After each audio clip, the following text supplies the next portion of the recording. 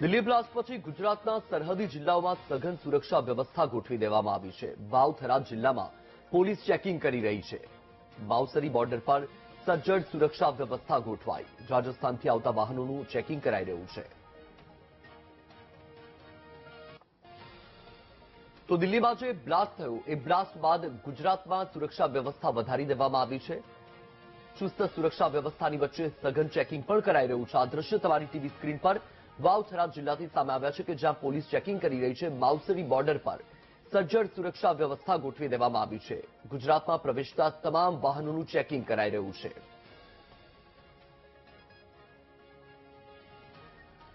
Delhi blast પછી રાજ્યના તમામ પર્યટક સ્થળો પર સુરક્ષા વધારી દેવામાં આવી છે। સોમનાથ મંદિરમાં સુરક્ષામાં વધારો કરાયો। દર્શનાર્થીઓની પૂરતી તપાસ કરીને જ એન્ટ્રી અપાઈ રહી છે।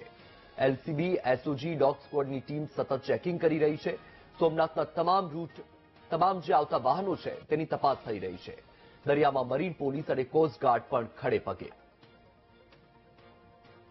દિલ્હીની અંદર થયેલા બ્લાસ્ટ બાદ સમગ્ર રાજ્યની અંદર સુરક્ષા વ્યવસ્થા છે તે વધારવામાં આવી છે। ત્યારે અમે દેશના પ્રથમ જ્યોતિર્લિંગ સોમનાથ મંદિર ખાતે આવ્યા છે। આપ જોઈ શકો છો કે સોમનાથ મંદિરની અંદર જે સુરક્ષા છે તેની અંદર હાલ વધારો કરી દેવામાં છે। એસઓજી, એલસીબી અને ડોગ સ્ક્વોડ સહિતની જે ટીમો છે તેના દ્વારા સોમનાથની અંદર સઘન ચેકિંગ છે તે હાથ ધરવામાં આવ્યું છે। ત્યારે સોમનાથ તરફ આવતા જે તમામ માર્ગો છે તેની ઉપર ચેકિંગ છે તે હાલ કરવામાં આવી રહ્યું છે। ત્યારે સોમનાથ અને તેની આસપાસનો વિસ્તાર છે તેને ખાસ તો પોલીસ છાવણીની અંદર તકદીર કરી દેવામાં આવ્યો છે। સુરક્ષા છે તેની અંદર વધારો કરવામાં આવ્યો છે અને સોમનાથની અંદર કોઈ પ્રકારનો અનિચ્છનીય બનાવ ન બને તેના માટે ગીર સોમનાથ પોલીસ દ્વારા હાલ સઘન ચેકિંગ છે તે સમગ્ર વિસ્તારની અંદર હાથ ધરવામાં આવ્યું છે।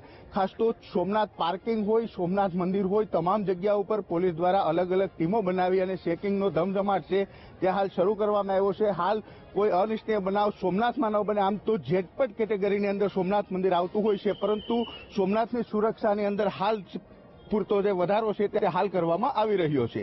Rohitsinh Barad, VTV news, Gir Somnath.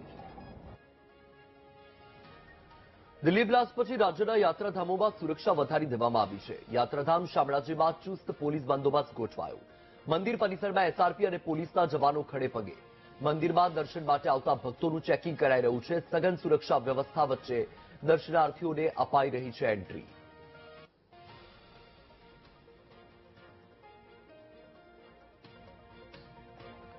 તો ગુજરાતના જે યાત્રાધામ છે, યાત્રાધામમાં સુરક્ષા વ્યવસ્થા વધારી દેવામાં આવી છે। આ દ્રશ્ય તમારી ટીવી સ્ક્રીન પર તમે જોઈ રહ્યા છો। શામળાજીથી સામે આવ્યા છે કે જ્યાં સુરક્ષા વ્યવસ્થા વધારી દેવામાં આવી છે। જે આવતા વાહનો છે એ તમામ વાહનોનું ચેકિંગ કરાઈ રહ્યું છે, તપાસ કરવામાં આવી રહી છે। યાત્રાધામ શામળાજીમાં ચુસ્ત પોલીસ બંદોબસ્ત ગોઠવાયો છે। મંદિર પરિસરમાં એસઆરપી અને પોલીસના જવાનો ખડે પગે છે। શામળાજીમાં પ્રવેશતા જે વાહનો છે એ તમામ વાહનોનું ચેકિંગ કરવામાં આવી રહ્યું છે, સાથે જ તેમના સામાનની પણ તપાસ થઈ રહી છે। સઘન સુરક્ષા વ્યવસ્થા વચ્ચે દર્શનાર્થીઓને મંદિરમાં પ્રવેશ અપાઈ રહ્યો છે।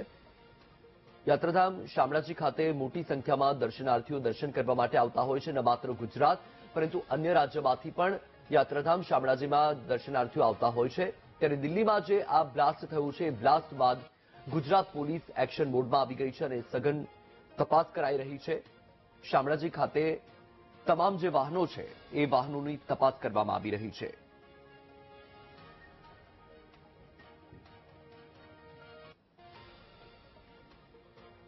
દિલ્હી બ્લાસ્ટને પગલે રાજ્યમાં મંત્રીઓની સુરક્ષા વધારી દેવામાં આવી છે। ગાંધીનગરમાં મંત્રીઓના નિવાસસ્થાન તરફના રસ્તા પર ચેકિંગ હાથ ધરાયું છે। સર્કિટ હાઉસથી મંત્રીઓના નિવાસસ્થાન સુધીના રસ્તા ઉપર બેરિકેડિંગ કરી દેવામાં આવ્યું છે। બેરિકેડિંગ કરીને પોલીસ અવરજવર કરનારાઓની તપાસ કરી રહી છે। બોમ્બ બ્લાસ્ટની ઘટના બાદ રાજ્યભરમાં મહત્વના સ્થળો ઉપર પોલીસની સુરક્ષા જે છે તે વધારી દેવામાં આવી છે। રાજ્ય પોલીસ વડાએ એલર્ટ જે છે તે રહેવા માટે પોલીસ જે વડાઓ જે છે, જિલ્લા પોલીસ વડાઓ છે તેમને સૂચના આપી છે અને મહત્વના સ્થળો ઉપર સુરક્ષા વધારવા માટે અને વાહન ચેકિંગ કરવા માટેના આદેશ જે છે તે આપ્યા છે। તેના ભાગરૂપે આજે પાટનગર ગાંધીનગર છે તેની સુરક્ષામાં પણ વધારો કરવામાં આવ્યો છે। ગઈકાલે મોડી રાતથી જ જે મહત્વના જે ચેકિંગ પોઈન્ટ્સ હતા ત્યાં પોલીસ જે છે તે બંદોબસ્ત ગોઠવી દેવામાં આવ્યો છે અને શંકાસ્પદ કોઈ પણ વાહનો દેખાય તો તેની તેની ચકાસણી કરવામાં આવી રહી છે. અત્યારે જોઈ શકાય છે મંત્રીમંડળ જે વિસ્તાર છે તે મંત્રીમંડળ વિસ્તાર જે છે તેની સામે જ એક પોઈન્ટ જે છે તે ઉભો કરવામાં આવ્યો છે. તમામ જે વાહનો જઈ રહ્યા છે તેની ચકાસણી કરવામાં આવી રહી છે અને આ પ્રકારે એન્ટ્રી અને એક્ઝિટ પોઈન્ટ જે મહત્વના જે શહેરો છે, મહત્વના સ્થળો છે, ત્યાં આ પ્રકારે બેરિકેડિંગ કરીને ચકાસણી કરવામાં આવી રહી છે. રાજ્યભરમાં મહત્વના જે સ્થળો છે ત્યાં આ પ્રકારે ચકાસણી કરવા માટેના આદેશ રાજ્ય પોલીસ વડાએ આપ્યા છે અને અમદાવાદ શહેર હોય, વડોદરા શહેર હોય, રાજકોટ હોય, સુરત હોય, ગાંધીનગર હોય, તમામ જે મહત્વના અને ટુરિઝમ પ્લેસીસ છે ત્યાં પણ જે સુરક્ષા બંદોબસ્ત જે છે તે વધારી દેવામાં આવ્યો છે. જોઈ શકાય છે કે જે પણ વાહનો અહીંયાથી પસાર થઈ રહ્યા છે તેની ચકાસણી કરવામાં આવી રહી છે.